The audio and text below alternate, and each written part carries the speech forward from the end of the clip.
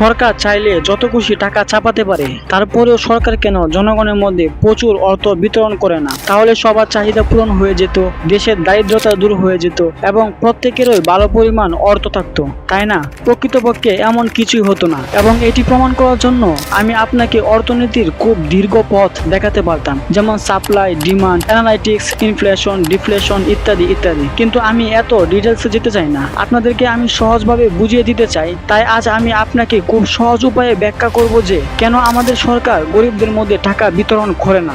ধরুন আজকে সরকার অনেক টাকা চাপিয়ে জনগণের মধ্যে বিতরণ করেছে, তাহলে আপনি কি ভাবতে পারেন পরের দিন পরিবেশ কেমন হবে? কোনো ধারণা আছে আপনার? আমি বলছি কি হবে।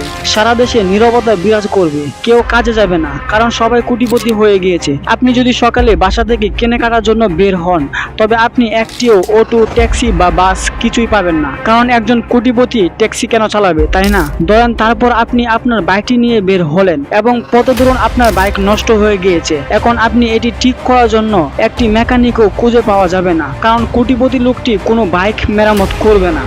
ধরুন আপনি কোনোভাবে কষ্ট করে একটি শপিং মলে পৌঁছালেন, আপনি দেখতে পাবেন যে দোকানটি বন্ধ রয়েছে, কারণ এর মালিক ইতিমধ্যে কোটি কোটি টাকা উপার্জন করেছে। এমনকি দোকানের কর্মীরাও আর কাজে আসবে না, কারণ তাদের কাছে কোটি কোটি টাকা আছে। তাই এটি করলে আমাদের অর্থনীতির সমস্যার সমাধান তো দূরের কথা, পুরো অর্থনীতির চাকা থেমে যেতে পারে, কারণ টাকা রোজগার করার জন্য কেউ আসবে না। গাছের ছাল থেকে তৈরি এক টুকরো কাগজ হলো এমন এক জিনিস যার জন্য প্রত্যেকে তাদের দোকান এবং অফিসে 8 ঘন্টা কাজ করে, এবং প্রতিটি মানুষ মার্কেটে যতটা ভ্যালু দেয় তত টাকা উপার্জন করে। কিন্তু সমস্যা দেখা দেয় যখন মানুষ খুব কম ভ্যালু প্রদান করে অনেক বেশি অর্থ উপার্জন করে। এই কারণে আমাদের অর্থনীতি কিছু সময়ের জন্য এবং কখনো সম্পূর্ণভাবে থমকে যেতে পারে, আর আবার যখন চলবে তখন হাইপার ইনফ্লেশন হবে। আমাদের প্রথম উদাহরণের মতো, আপনি বাড়ি থেকে বের হওয়ার পরে একটিও ট্যাক্সি পাবেন না, এমনকি আপনি একটি ট্যাক্সি পেলেও যে জায়গায় 100 টাকা ভাড়া ছিল ওই জায়গায় আপনার কাছ থেকে 10,000 টাকা চাইবে, কারণ সে একজন কোটিপতি ট্যাক্সি ড্রাইভার। ভাই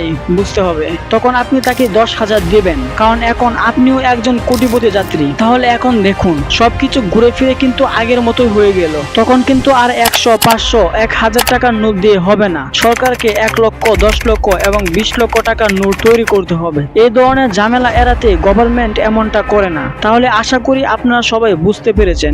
ধন্যবাদ সবাইকে।